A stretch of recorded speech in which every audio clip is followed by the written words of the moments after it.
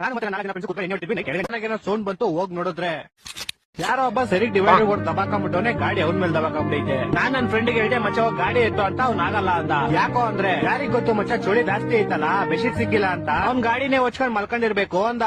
ನನ್ ಗ್ಯಾಂಗ್ ಅಲ್ಲಿ ಇನ್ನೊಬ್ಬ ಫ್ರೆಂಡ್ ಇದ್ದ, ಮಹೇಶ್ ಅಳಿಯಾಸ್ ಮಾಲ್ ಮಹೇಶ್. ಅಣ್ಣ ಮಾಲ್ ಹೊಡ್ಬಿಟ್ಟು ಜಿಲೇಬಿ ತಿನ್ಬಿಟ್ಟಿದ್ದ. ಅವ್ನು ಇಲ್ಲಿಲ್ಲ ಚಂದ್ರ ಮೇಲೆ ಹೋಗ್ಬಿಟ್ಟಿದ್ದ. ಚಂದ್ರನ ಮೇಲಿಂದ ವಾಪಸ್ ಬಂದು ಅವ್ನ ಹತ್ರ ಹೋಗ್ಬಿಟ್ಟು ಜಾಕೆಟ್ ಎಲ್ಲ ಹಾಕ್ಬಿಟ್ಟ. ಯಾಕೋ ಮಚ್ಚ ಅಂತ ಕೇಳಿದ್ರೆ, ಉಸಿರಾಡಕ್ ಜಾಗ ಇರ್ಲಿಲ್ಲ ಪಾಪ, ನಾನ್ ಇವಾಗ ಜಾಗ ಮಾಡ್ದೆ ಅಂತ. ಮೊದ್ಲೇ ಗಾಯ ನೋವಿಂದ ಸಾಯ್ತಿದ್ದೆ, ಇವಾಗ ಚುಳಿಯಿಂದ ಬೇರೆ ಸಾಯ್ತವನೆ. ಬೇಕಾಯ್ತು, ಬಾ ಮಾಡ್ಬಿಟ್ಟು ಹೋಗು ಅಂದೆ. ಆಂಬುಲೆನ್ಸ್ ಬರಕ್ 10 ನಿಮಿಷ ಆಯ್ತು. ಅಷ್ಟೇ ನಮ್ ತರ ಇನ್ನೊಂದ್ 10 ಜನ ಬಂದು ಸೇರ್ಕೊಂಡ್ಬಿಟ್ಟು ಇವಾಗ ಅಲ್ಲಿ ಬಿದ್ದೋರನ್ನೇ ಗುರಾಯಿಸ್ತಾ ಇದೀವಿ. ಕೊನೆಗೂ ಆಂಬುಲೆನ್ಸ್ ಬಂತು. ನನ್ 3 ಜನ ಫ್ರೆಂಡ್ಸ್ ಆಂಬುಲೆನ್ಸ್ ಹತ್ರ ಹೋಗ್ಬಿಟ್ಟು, ಮುಂದೆ ನಾನ್ ಕುತ್ಕೊಂತೀನಿ ಅಂತ ಕಿತ್ತಾಡ್ತವ್ರೆ. ಅದಕ್ಕೆ ಡ್ರೈವರ್ ಆಮೇಲೆ ಕಿತ್ತಾಡೋರಂತೆ, ಫಸ್ಟ್ ಬಾಡಿ ತೊಗೊಂಡೆ ಹಾಕೋಣ ಬನ್ನಿ ಅಂದ. ಅದಕ್ಕೆ ನನ್ ಫ್ರೆಂಡ್ ಬಾಡಿ ಅಲ್ಲ, ಅವ್ನು ಇನ್ನೂ ಬದುಕವನೆ, ಅವ್ನ ಎದೆ ಹತ್ರ ಉಸಿರಾಡಕ್ ಜಾಗ ಮಾಡಿದೀವಿ ಅಂದ.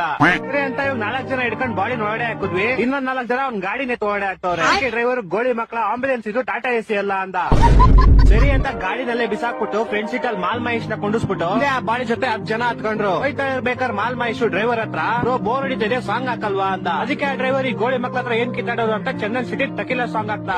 10 ಜನ ಆಂಬುಲೆನ್ಸ್ ಡಿಸ್ಕೋ ಲೈಟ್ ಅಲ್ಲಿ ಚಂದನ್ ಸಿಟಿ ಸಾಂಗ್ ಡ್ಯಾನ್ಸ್ ಆಡ್ತಾ ಇದೀವಿ.